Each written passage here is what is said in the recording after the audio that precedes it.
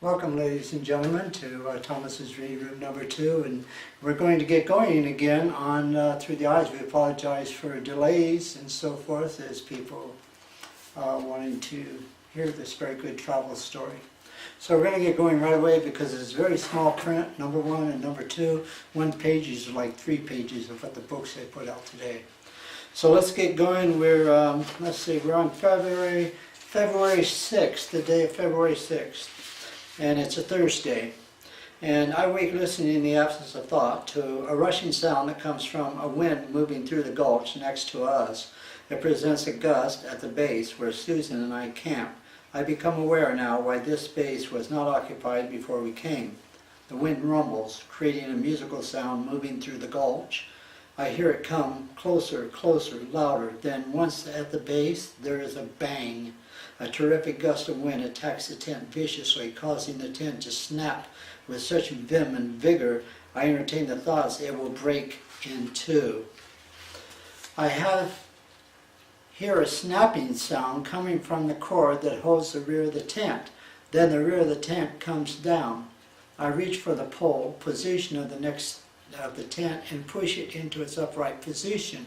Then I awake Susan and ask her to hold the tent up as I go outside. I dress, take the flashlight, go outside and search for the problem. The weather is cold and the wind is strong. I feel raindrops fall on me as I observe the nylon tab sewn to the tent. Normally there is a grommet in the tab that holds the tip of the pole. However, the grommet is out. Quickly I go back to Howard and get a utility knife. Once back in at the tent, I cut a small opening in the tab big enough to insert the tip of the pole. I place the end of the cord over the tip, then pulling the cord tight, I pound the stake into the ground with a hammer. That will hold for the rest of the night, though how can one be sure? I go back inside the tent and undress, then crawl back into the sleeping bag. Susan and I remain unanimous on one thing. Today, we will get off the mountain, or at least this spot. Susan and I awake late in the morning, dress and go outside.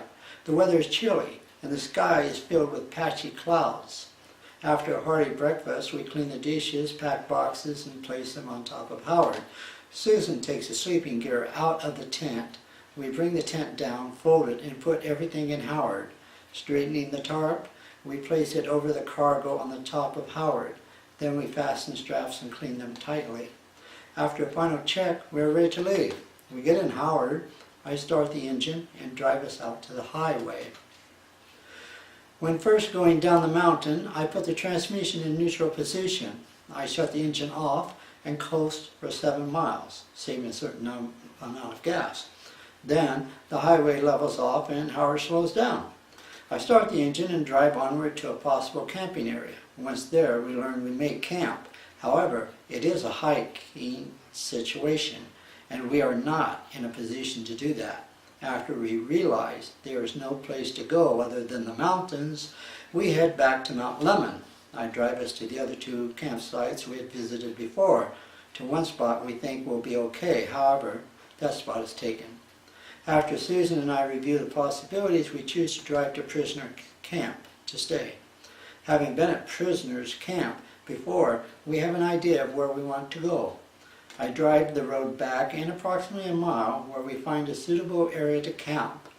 The day is warm, somewhat, though the sky is saturated with large white clouds. There is a creek that flows across the road and bits of snow lay throughout the area. The tree branches wave ever so slightly with the help of a small breeze. I look, observe without any reaction of any kind as to what the senses take in, and that beauty comes. It touches, engulfs me. When I attempt to touch it with thought, it vanishes. We begin to unpack and set out a table to place things on, as there are no tables, camping facilities here. I level an area with the use of a trenching tool, then Susan and I pitch the tent to keep water from flowing under the tent should it rain. I carve a V into the ground around the tent and approximately 20 feet away from it. At the creek, I establish a dam beside the road where I create a body of water to fetch from without disturbing the creek bed. Thomas is damming the creek by the road. I place the bedding in the tent, then I begin to prepare potatoes, macaroni and cheese, bread, and hot tea for dinner. I check with Thomas to know how far along he is so dinner will not be ready too soon. After dinner, we take advantage of the sunlight that remains and write as we sit in Howard. Susan and I decide we'll go to town and purchase gas for Howard. I fill a 2-gallon gas can with unleaded gas for the stove and fill a 5-gallon container with water. We leave the tent, bedding, and table as we think no one will bother them should anyone even come by. An hour later, we return to the campsite and observe everything as the way we had left it. We spend a few hours inside Howard to write and discuss expressions of thought as the evening presents itself. Before we finish writing, the weather becomes extremely cold and snow begins to fall. The snow is wet, collects onto the roof of the tent, and causes it to sag.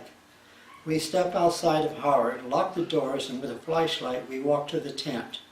I enter the tent first, hit the roof to get the snow to fall off, and Susan enters behind me. As she enters, I hear the table outside move. With the aid of a flashlight, I quickly point it toward the area of the table. I look at the tent roof and observe a shadow of what appears to be a good-sized person. Immediately, I shut off the flashlight. I become cold, scared, as when one is being surprised. I whisper to Susan not to move as I reach for the .45. We sit in the middle of the tent, not only scared, we are freezing also. We listen to sounds that seem like footsteps. It seems as though someone walks around the tent. Susan thinks perhaps 2 people, though I doubt that seriously. There is silence. It seems as though someone again walks around the tent, stops in front of the tent, then 2 hands, one on each side of the roof, begin to slap the roof, swish the snow. The stomach by this time is now in the throat. Susan is quiet as a statue, extremely good about everything. Perhaps she has much confidence in me. We sit in the tent, freezing, absolutely freezing and shivering, though we attempt to be quiet. The .45 is cold, so much so I have to move it from one hand to the other. I instruct Susan to get into the sleeping bag quietly. That she does exceptionally well. I entertain thoughts. When is whoever going to do something?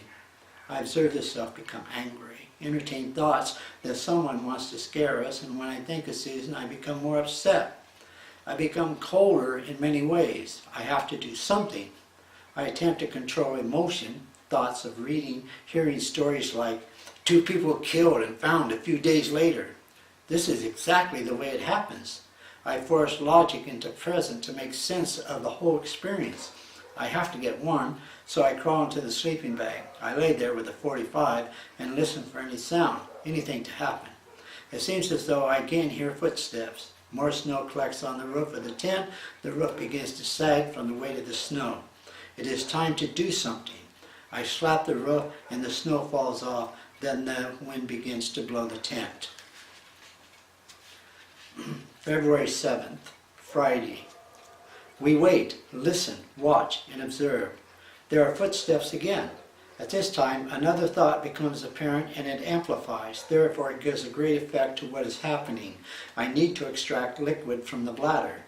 I either have to do something quick or become wet all over, and I know the temperature is somewhere below 32 degrees.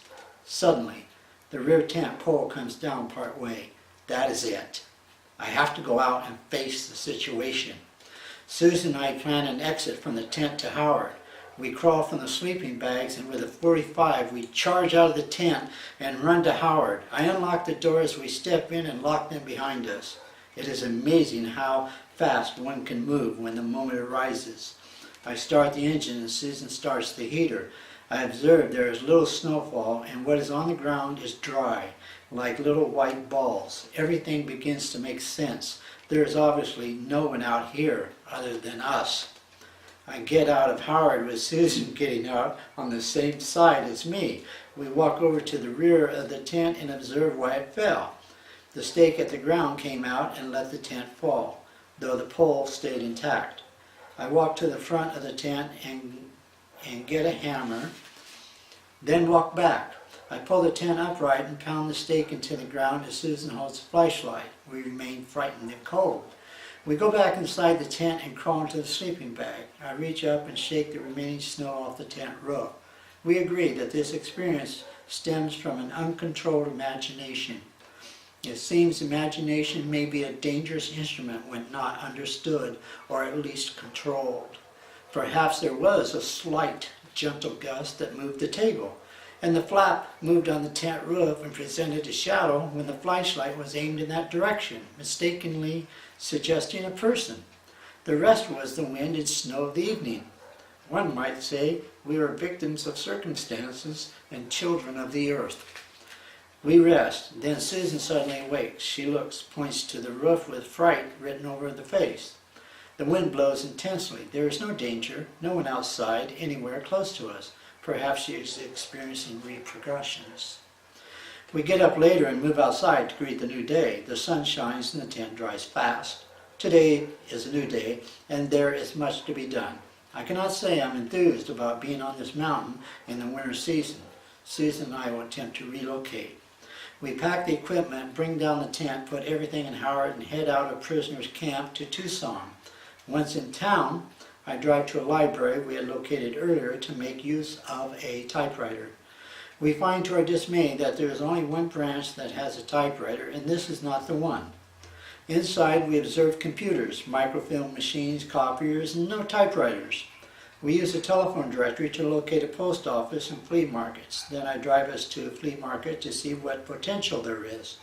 We walk about, observe, talk with a few people, dealers, and we realize generating income here shall be difficult. We get in Howard, and I drive to the university where we use a typewriter at the library. The fee is 25 cents for 15 minutes. Susan types information about the 9 points of the numerological calendar leading into the karmic events. This is something I thought of doing to generate added income. For a donation, we will show a person how to derive at a number, then give them an information sheet about that number. The library closes at 8 p.m., so we are unable to finish. We leave the library and I drive to a campsite on Mount Lemmon again, where we waste no time in pitching the tent. We sit in Howard and write. Susan does not fare too well, so she puts off any further writing and falls to sleep. I write for a short period, then I become tired also. It has been a difficult 2 days and nights, week as far as that goes. I remember when we were sitting in Howard yesterday evening before retiring, I was experiencing a tremendous degree of energy, electrostatic. When I touched something, there were many sparks glowing around the fingers. This is not new to me. It has been noticeable as late as February of last year, though there have been experiences as early as 1977. Sometimes, when I get out of certain cars, as soon as I close the door, a spark, snap, would jump from a finger to the door and be so devastating that there invited much pain. One could see a blue-yellow spark jump from a distance of 4 inches from finger to door. People near the car who heard the snap would turn around in amazement. There are 2 people that were astounded as to what they had seen and heard. This became so intense that I refused to shut the door of any car. Now Susan has witnessed this exhibit of electricity. She has observed me keep the sparks glowing and have them continue long as I wish. I will say I remain fascinated, and also I am in wonder about what will happen should it intensify and I control it more. I wake. Susan, we go to the tent, having locked Howard. I will die to everything of today, the yesterdays, and awake to a new day. That's it for now, folks. That's a big one. Tune into the next video. We start with a February 8th. Thank you, and come back.